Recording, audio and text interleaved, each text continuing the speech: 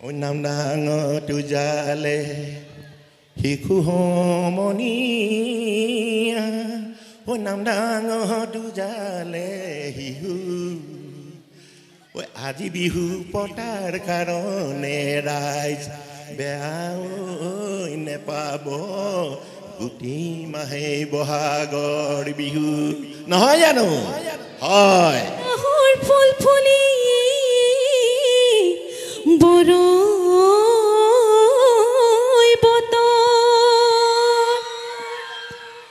নাহৰ ফুলৰ গোন্ধে পায়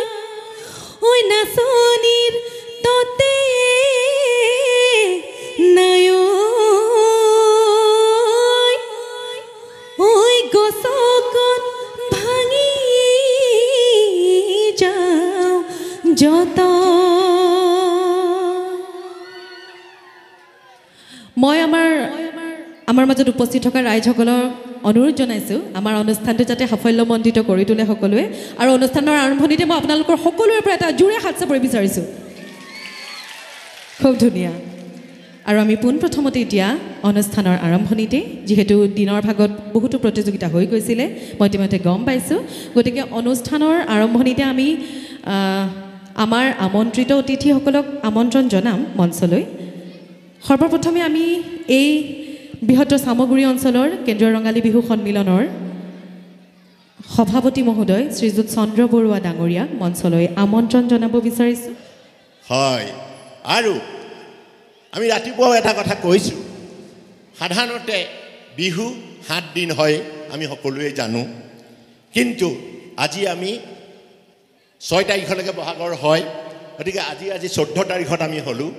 গতিকে আমি পলমকৈ হ'লেও পাতিছোঁ এটা এই কথা ক'বলৈ যাওঁতে সেই তাহানি দেৰিকৈ বিহুলৈ যাওঁতে এটা ফকৰা যোজনা আমি গাবলগীয়া হয় গৃহতৰ ঘৰলৈ যাওঁতে তেতিয়া প্ৰশ্ন কৰে বুলি আমি আগতে গাওঁ ঐ নাম ডাঙৰ জালে শিশু সমনীয়া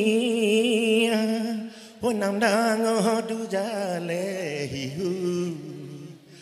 ঐ আজি বিহু পতাৰ কাৰণে ৰাইজ বেয়া নেপাব গোটি মাহে বহাগৰ বিহু নহয় জানো হয় সেইকাৰণেই পাতিছোঁ আপোনালোকক আমি সকলোৱে একত্ৰিত হৈ এই বিহু পাতিছোঁ কাৰণ আমাৰ অসমীয়া জাতিৰ আমঠু ভূপেন হাজৰিকা ডাঙৰীয়াই কৈ থৈ যোৱা নাই জানো বহাগ এটি মাথো ঋতু নহয় এটি মাহ ই অসমীয়া জাতিৰ আয়ু ৰেখা গণজীৱনৰ হাত সেইকাৰণে আমি বিহু পাতিবই লাগিব আৰু বিহু আমি পাতিম সেইকাৰণে আজি আমি পাতিছোঁ আৰু আপোনালোকক বিশেষভাৱে আৰু বেছি কথা নকওঁ আপোনালোকে যি ধৰে দিনটো সুকলমে পাৰ কৰি গ'ল আৰু এতিয়াও সুকলমে অন্ততঃ মই যুৱকসকলক অনুৰোধ কৰিছোঁ যাতে এটা নাম যায় যে চামগুৰিত এখন বিহু পাতিছিলে এই অতিথিবৃন্দই যদি কয় কিন্তু খুব শৃংখলাবদ্ধভাৱে হৈ গৈছে গায়কজনে যদি কৈ যায় যে শৃংখলাবদ্ধ হৈ যায় আমাক বিশিষ্টভাৱে আমন্ত্ৰণ কৰি অনা বন্যাৰাণী বৰুৱাই যদি কালিলৈ কৈ যাব লাগিব যে এটা অনুষ্ঠান আমি গৈছিলোঁ চামগুৰিত ভাল লাগিলে এইটোৱে আমাৰ কাৰণে আশীৰ্বাদ মৰম চেনেহ গতিকে পুনৰবাৰ সকলোলৈকে মই শ্ৰদ্ধা জনাইছোঁ আপোনালোকক সহায় সহযোগৰ কাৰণে পুনৰবাৰ আপোনালোকক মই ধন্যবাদ জ্ঞাপন কৰিছোঁ কৃতজ্ঞতা জ্ঞাপন কৰিছোঁ আৰু সভাপতি হিচাপে মই মোৰ গোটেই টীমটোক মই ধন্যবাদ জ্ঞাপন কৰিছোঁ সন্মুখত বহি থকা যাৰ কাৰণে মই মাইকটো দি আপোনালোকক ক'ব পাৰিছোঁ সেই মাইকত থকা এই মোৰ বন্ধুসকল যাৰ ছাতৰ তলত আপোনালোকে আজি নিশ্চিন্ত মনে বহি আছে এজাক বৰষুণ আহিলেও একো নহয় সেই পেণ্ডেল দিয়া ব্যক্তিকেইজনক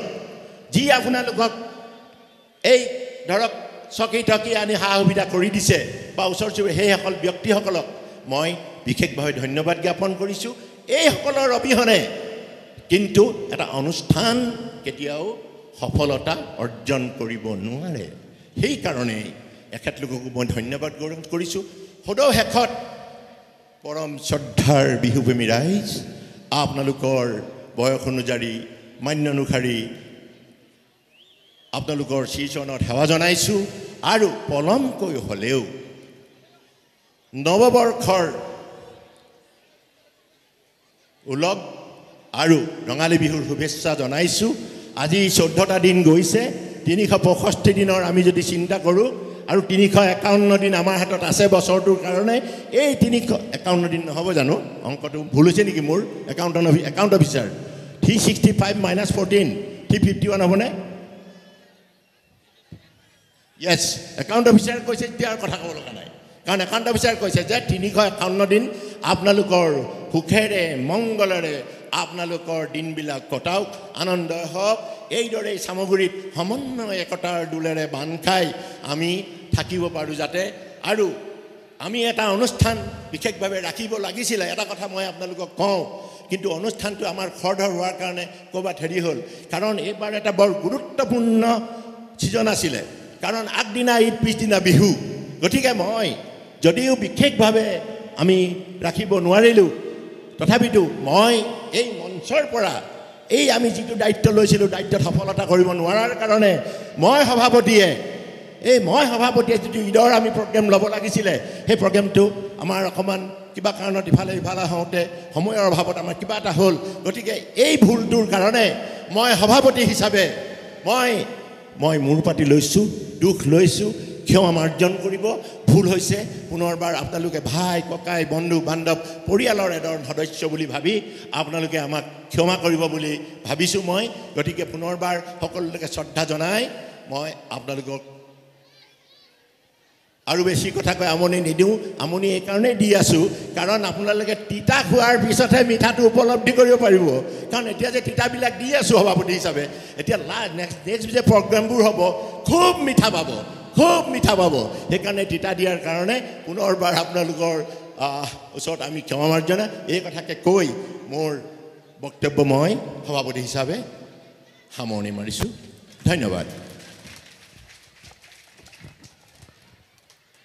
কেন্দ্ৰীয় ৰঙালী বিহু আমাৰ সমাজকৰ্মী বিশিষ্ট ব্যৱসায়ী আমগুৰিৰ বাসিন্দা মই এওঁক লৈ যথেষ্ট গৌৰৱ অনুভৱ কৰিছোঁ এই কাৰণেই তেখেতে আজি আমাক এটা ডাঙৰ বিপদৰ পৰা উদ্ধাৰ কৰিলে তেখেতে আমাক ক'ব পাৰিলেহেঁতেন যে আপুনি যিহেতু ডক্টৰ অনিল শইকীয়া ডাঙৰীয়া ভাৰত চৰকাৰৰ সংগীত একাডেমীৰ সাধাৰণ সদস্যক তেখেতক আপুনি নিমন্ত্ৰণ কৰিছে মোৰ যিহেতু নামটো নাই মই নকৰোঁ বুলি ক'ব পাৰিলেহেঁতেন কিন্তু মোৰ দৃঢ় বিশ্বাস ভাইটিৰ ওপৰত যে তেওঁ মোৰ কথা নেপেলায় কাৰণ যিজন ব্যক্তিয়ে আপোনাক সুখৰ সময়ত সহায় কৰে সেইজন কিন্তু মহান আপোনাৰ বন্ধু নহয় যিজনে আপোনাক বিপদৰ সময়ত আপোনাক সহায় কৰে সেইজনে কিন্তু পৰম বন্ধু সেইকাৰণে আমাৰ পৰম বন্ধু আমাৰ পৰম ভাতৃ আপোনালোকৰ সবগৰে চিনাকি আমাৰ দিগন্ত বৰুৱাৰ হৈ আমাক যি উপকাৰ কৰিলে উদ্ধাৰ কৰিলে তাৰ বাবে আপোনালোকক এটা ডাঙৰ চাপৰি মাৰক ডাঙৰকে ধন্যবাদ দিগন্ত বৰুৱা ডাঙৰীয়া আপোনাৰ জীৱনৰ ভৱিষ্যত উজ্জ্বল কামনা কৰিছোঁ সুস্বাস্থ্য কামনা কৰিছোঁ এয়া আপোনাৰ মহানতাৰ বাবে সামগ্ৰীবাসীয়ে সদায় আপোনাক মনত ৰাখিব ধন্যবাদ আমাৰ সৰু বিহুৱতী প্ৰতিযোগিতাৰ